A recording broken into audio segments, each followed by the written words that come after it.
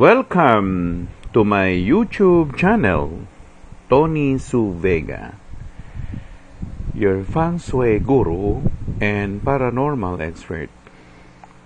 Horoscope, Virgo, August 23 to September 22, 21st of September 2023, Thursday.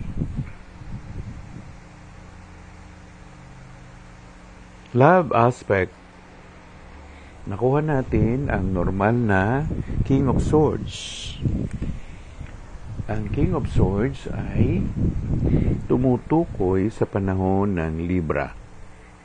September 23 to October 22.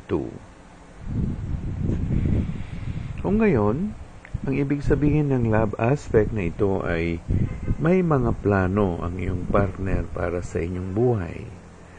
O binibigyan niya ng roadmap ang bawat isang hakbangin na tatahakin ninyo sa inyong buhay. Mga kabuhayan, paninirahan, mga pagkain, pag-aaral ng mga anak, at kung ano-ano pa na nilalagyan niya ng budget.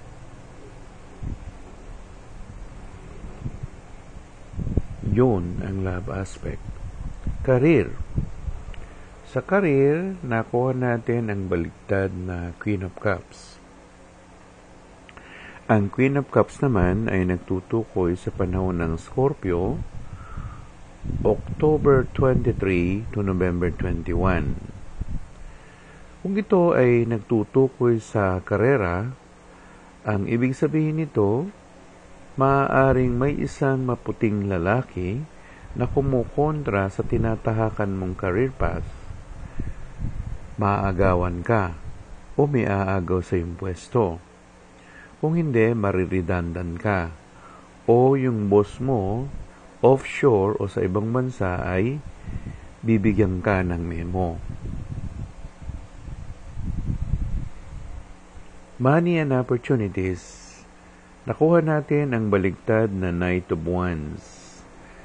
Ang ibig sabihin nito, kung ano man ang negosyo mo ngayon, hindi na yan uso o hindi na siya gumagalaw.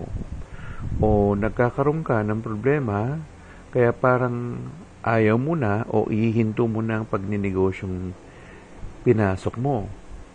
Mag-isip-isip ka muna kasi masyado pang maaga para ikaw magbalot-balot. Kumbaga, pag-aralan muna ang lahat-lahat ng ins and outs ng iyong nininegosyo. Life coach. Sa life coach natin, nakuha natin ang normal na Ace of Coins. Ang Ace of Coins ay nagtutukoy sa panahon ng